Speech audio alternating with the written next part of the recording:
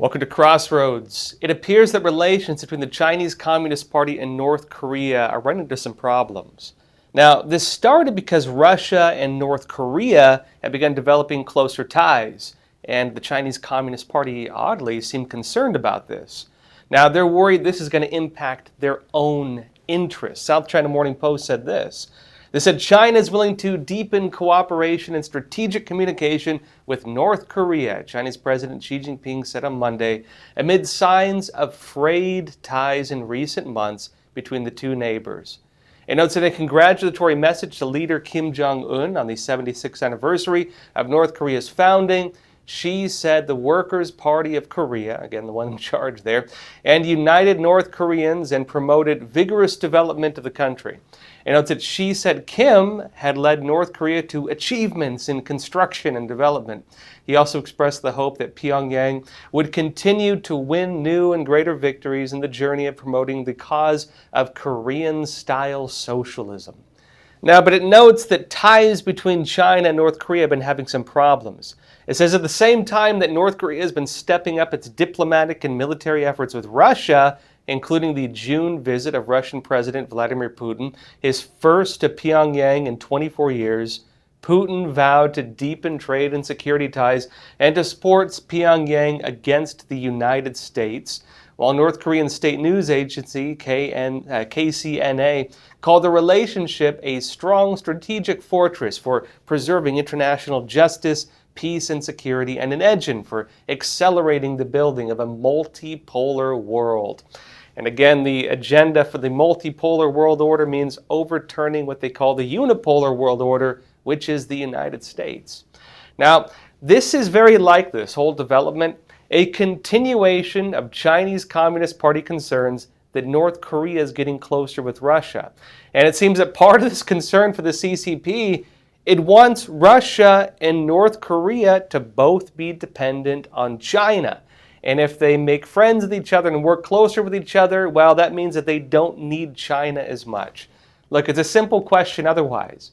Why would a normal country care if its two main allies became close allies with each other as well? Normally, you'd think that's just deepening of relations. If Australia and Japan get close to each other, does America criticize them?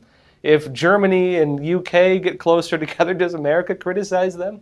So why is China, the Chinese Communist Party, criticizing Russia and North Korea for getting closer with each other? Well, that's one of the key questions here. Now, this actually began back in June. Russian President Vladimir Putin went to North Korea and he met with North Korean leader Kim Jong-un. Now, Putin was greeted on the tarmac by Kim, and he was flanked by a military guard of honor. Now, BBC said this on June 18th. It said ties between the two pariah states have increased in recent years, especially since Russia's full-scale invasion of Ukraine.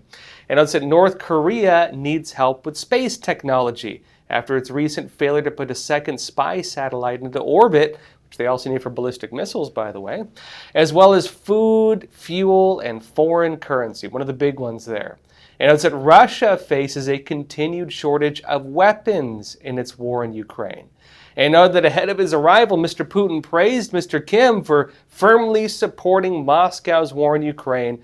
And notes that in a letter published in North Korean state media, Vladimir Putin promised to build trade and security systems with Pyongyang that are not controlled by the West. And notes as well that Russian President Vladimir Putin also vowed support for Pyongyang's efforts to defend its interests despite what he called U.S. pressure, blackmail, and military threats, and the article printed in, again, one of North Korea's main mouthpieces. He said the two countries also would continue to resolutely oppose what he described as Western ambitions to hinder the establishment of a multipolarized world order based on what he calls mutual respect for justice. And again, that's one of the key buzzwords you're going to be hearing a lot now, multipolar world order, because that's the agenda both of Russia and of the Chinese Communist Party. Again, the creation of a shared global governance is what you can think of it as. The overturning of the Pax Americana, the peace under America, and the U.S. system of global standards of human rights. overturning that and also overturning the U.S. global peacekeeping operations and establishing instead different regional powers. China, Russia, Europe, the U.S. is just one of many. And again, shared global governance based on equity, but of course also led by what they call the China model, a system of state socialism. Now, the two countries formed a strategic pact, again, Russia and North Korea, saying both will use all means available for military assistance in the event of a war. It also included agreements on foreign policy and on trade. So this was pretty much everything. It was government agreements, it was trade agreements, and most importantly, it was a military agreement. And to an extent, even what seemed to be a defense pact, where they vowed to support each other if one country goes to war. Now, North Korea said that this amounted to an alliance. Russia didn't go that far as to use that phrase.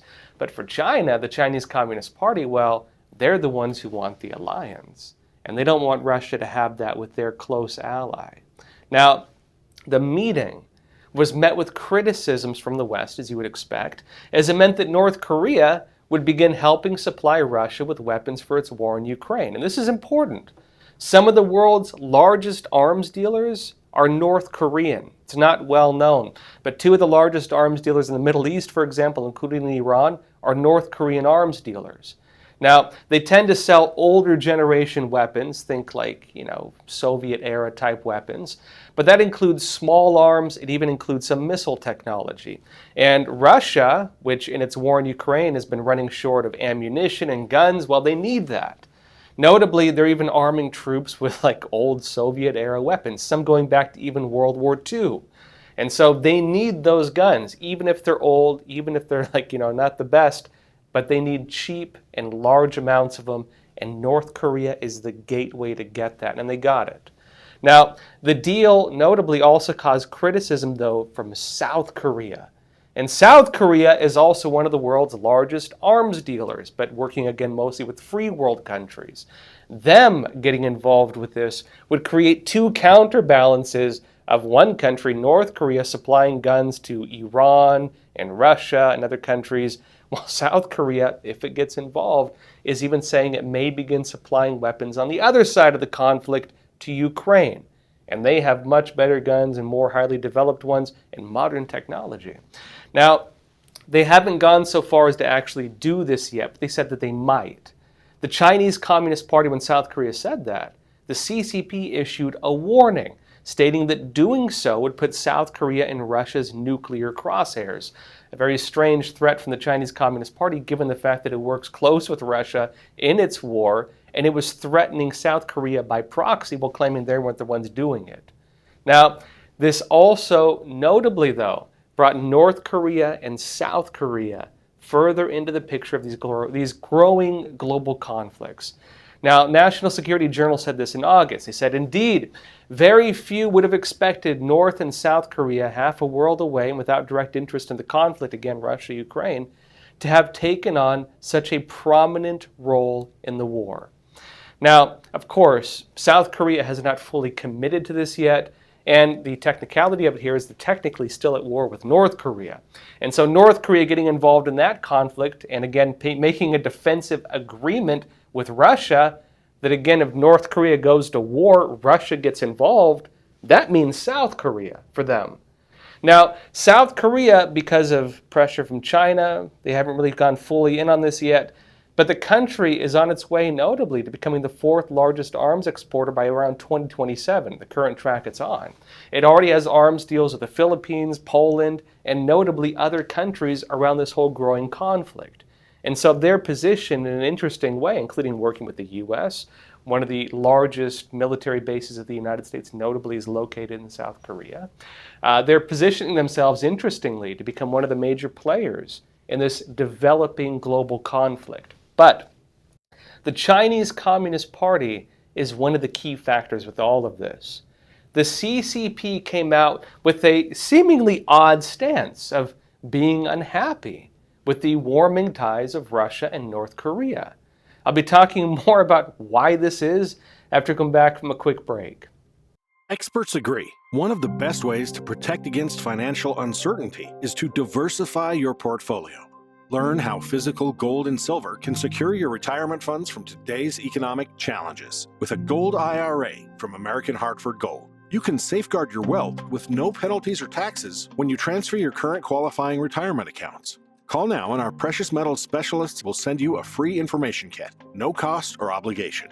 American Hartford Gold, a trusted industry leader with an A+ from the Better Business Bureau, has a 5-star rating from thousands of happy clients. Whether you are getting physical precious metals in a gold IRA or delivered to your doorstep, we offer only the highest quality gold and silver. For your peace of mind, we also offer a no-fee buyback commitment, a low-price guarantee, along with free shipping and free insurance. So don't wait. Call the number on your screen today and secure your financial future.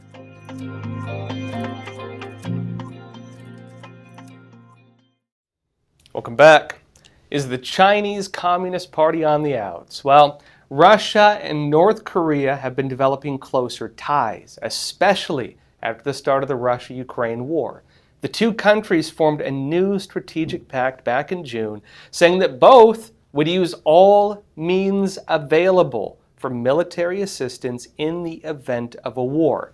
It also included agreements on foreign policy and trade. And again, North Korea now, Russia is at war. What are they doing? Well, they're supplying weapons to Russia. They become one of the major players in it, and Russia, because of this support, no longer has a problem of not having guns and ammunition for its war. North Korea, they need food, they need Western currency, and more importantly, well, they need missile technology.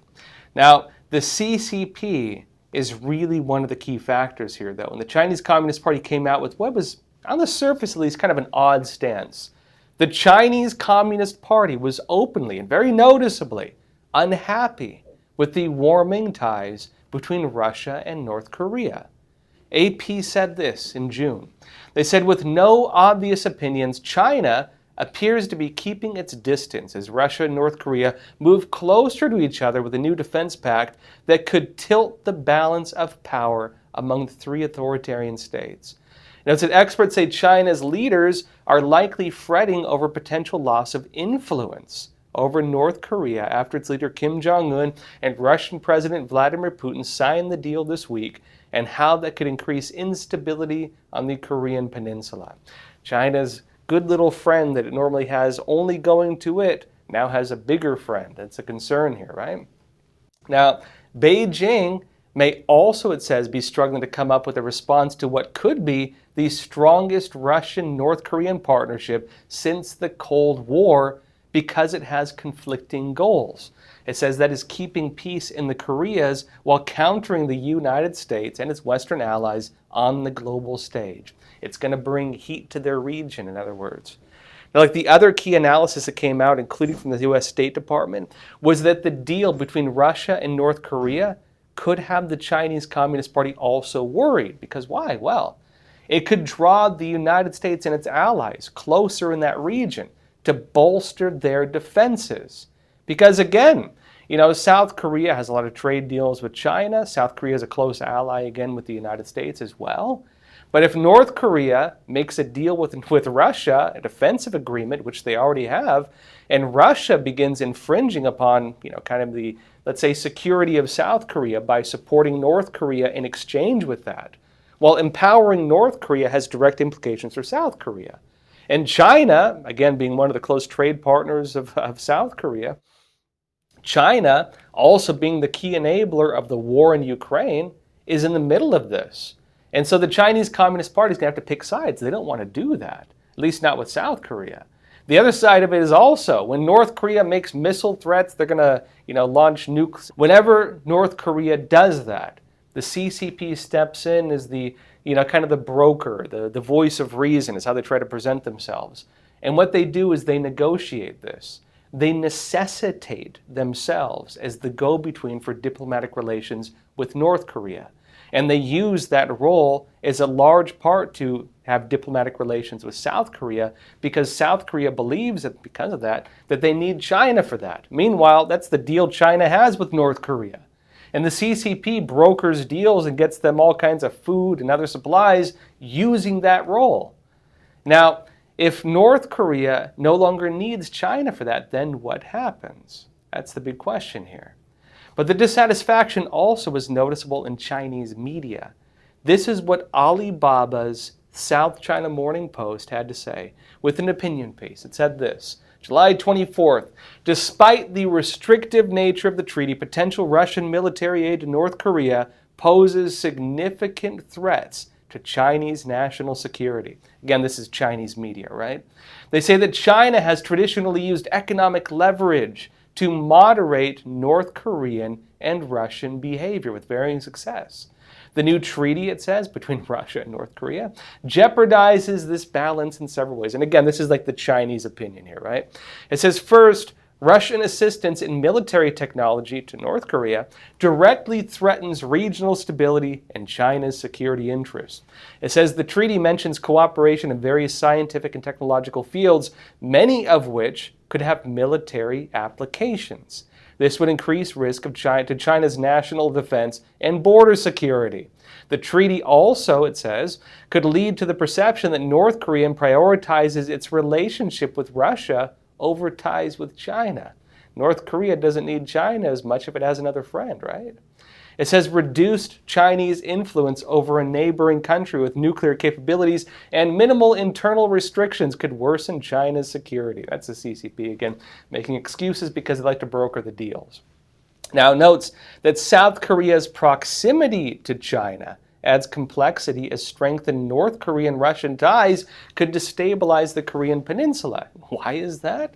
Well, it's because if China is sided both with Russia and North Korea, and if China, the Chinese Communist Party, is one of the key enablers of the war that North Korea is getting involved with, and if China is a key ally of Russia, which is then supplying weapons technology and other things to North Korea, well, South Korea has to do something about it because North Korea is their biggest threat. Now note that to safeguard its interests, this is again the Chinese opinion, China must distance itself from the North Korean-Russian alliance and negotiate with Russia to prevent the transfer of nuclear missiles and advanced military technology to North Korea, which is going to make North Korea mad, by the way. Now, a couple key points on that. It seems that on one side, the Chinese Communist Party would be very unhappy about the deal bringing more heat to the region. Again, they have the Quad Alliance, the United States, Australia, Japan, India, and also the Philippines now kind of getting involved with that, and Taiwan getting involved with it. All these countries pushing back against the Chinese Communist Party in the South China Sea and the East China Sea. Now, the U.S. working with NATO is also going to be doing things in the Arctic region to the north and the northeast as well. What happens then to South Korea? Well, they're not really engaged with this. They do have some defense ties with the U.S., but they're kind of in between it. If this pushes South Korea closer to these Western defensive alliances against China, well, that is very much against the CCP's interests. And these ties between, again, Russia and North Korea, with China kind of caught between the two because it's an ally with both of them, well, that puts China on their side of the conflict, which risks pushing South Korea more towards, again, the Western alliance and away from the CCP. That's the big concern for them. But the Chinese Communist Party is also doing plenty on its own, right? Now, especially since it's holding large-scale military drills with Russia right now in the Sea of Japan. The Chinese Communist Party, when it says that it's going to bring heat to the region, the CCP does that on its own, right? So there's another concern here. What is it? Well, the main concern seems to be this other part, that this deal could result in North Korea valuing its new ties with Russia over its ties to the CCP. And again, making it more clear to other countries that the Chinese Communist Party is working on an alternate kind of axis against a, let's say, democratic world order, or whatever they want to call it. Now, North Korea also took an interesting move after the signing of this pact. It began to shun the Chinese Communist Party. I'll be talking about this more only on epochtv.com. So if you're watching on YouTube, Facebook, X Rumble, there's a link in the description below. Click on that. You'll get access to the rest of this episode and also our whole library of shows and our hard-hitting documentaries and issues that really matter, like the Chinese Communist Party's 100-year plan to defeat the United States. The CCP is one of the biggest threats to America. They're using things like propaganda, video games, entertainment, movies, culture, soft power, right? To subvert and influence the next generation. If you want to learn more about what the CCP is plotting against America, watch my documentary, The Final War, the 100-year plot to defeat America. You can find the link in the description below, and I'll show you all the trailer before we go exclusively to epochtv.com for the rest of this episode. I'll see you there.